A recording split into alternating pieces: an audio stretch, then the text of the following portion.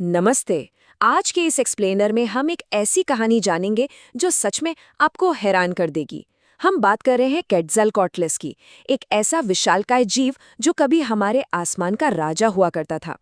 चलिए इस जायंट के लाइफ साइकिल और सर्वाइवल की इस इनक्रेडिबल जर्नी को शुरू से समझते हैं। अब जरा सोचिए, एक जिराफ के साइज का कोई जीव हवा में उड़ान कैसे भर सकता है? सुनने में तो ये फिजिकली इम्पॉसिबल लगता है, राइट?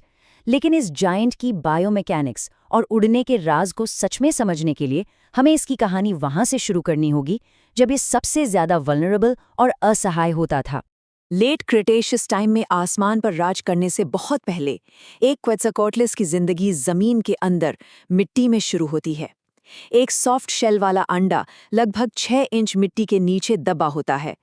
वहां ये बिल्कुल डिफेंसलेस है, पूरी तरह से बाहरी प्रेडिटर्स के रहमो करम पर। और यही बात इनके सर्वाइवल को इतना फैसिनेटिंग बनाती है। एक कौवे या क्रो के साइज के ग्राउंड बाउंड बच्चे से सिर्फ 2 साल में 15 फुट के विंग स्पैन वाली जीव तक, और फिर एक जिराफ जितने बड़े अडल्ट तक का सफर। ये ट्रांसफॉर्मेशन सच में माइंड ब्लोइंग है।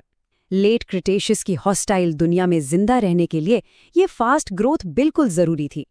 तो चलिए सबसे पहले चलते हैं उन शुरुआती दिनों में जब जंगल की जमीन पर इनके लिए हर कदम पर खतरा छिपा था। उस वक्त इनके लिए खतरा लिटरली हर जगह से था। यहाँ तक कि एक माँ भी अपने उस हैचलिंग को खा सकती थी जो अंडे से निकलने में थोड़ी भी देर कर दे।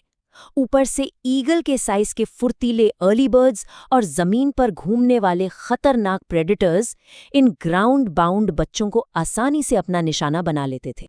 तो आखिर इन होने वाले जायंट्स ने इन शिकारियों को पीछे कैसे छोड़ा? इसका जवाब इनकी एनाटॉमी में है। आज के मॉडर्न बर्ड्स को देखिए, वो बाइपेडल होते हैं, पैर चलने के लिए और पंख उड़ने के लिए। लेकिन क्वेट्ज़लकॉट्लिस जैसे टेरासॉर्स का स्ट्रक्चर बिल्कुल अलग था।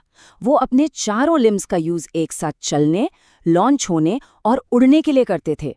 इसे कहते हैं कॉर्ड लॉन्च मैकेनिक्स। चारों लिम्स का एक ही वक्त में यूज करके एक एक्सप्लोसिव लॉन्च एनर्जी पैदा करना। यही वो बायोमैकेनिकल सीक्रेट था।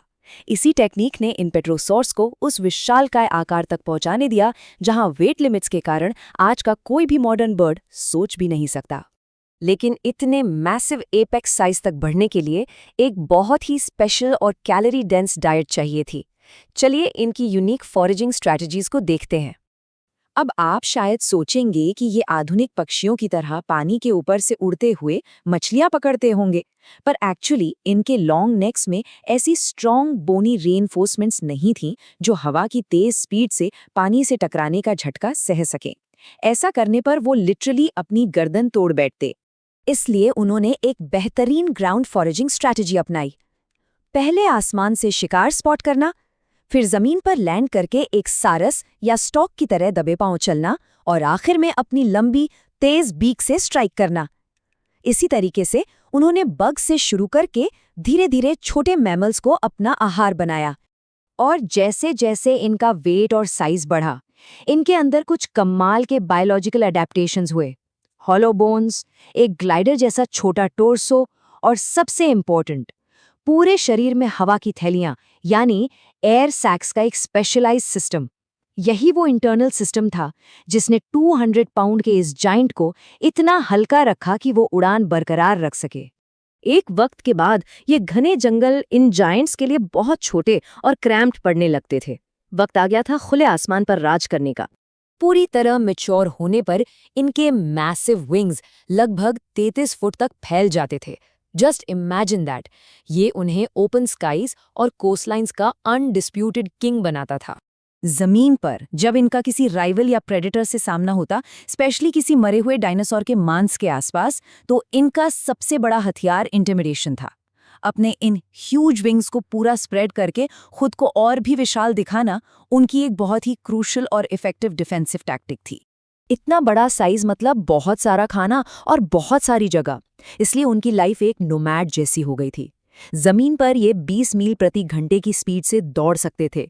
इनका थ्रोट 3 फुट चौड़ा था, जिससे ये छोटे डायनासोर्स को पूरा निगल जाते थे, और आसमान में ये जेट स्ट्रीम्स का यूज करके हजारों मील तक ग्लाइड करते थे।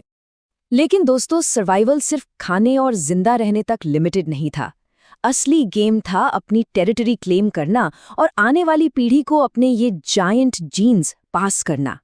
एक सॉलिटरी फीमेल को इम्प्रेस करने के लिए मेल्स बहुत ही एलैबोरेट डिस्प्लेस करते थे।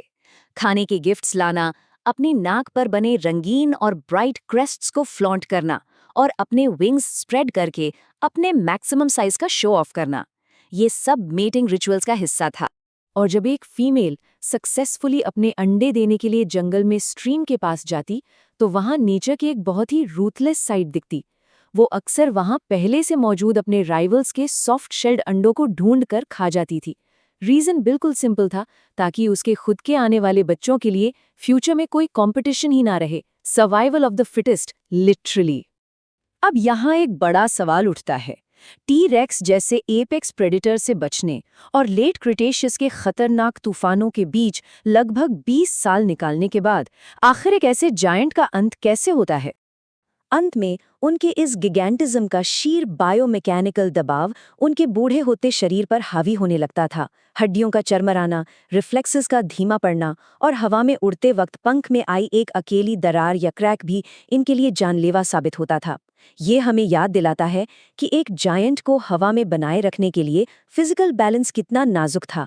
क्या नेचर में सबसे विशाल होना ही आखिर में उनकी सबसे बड़ी पतन की वजह बन गया? ये सोचने वाली बात है ना?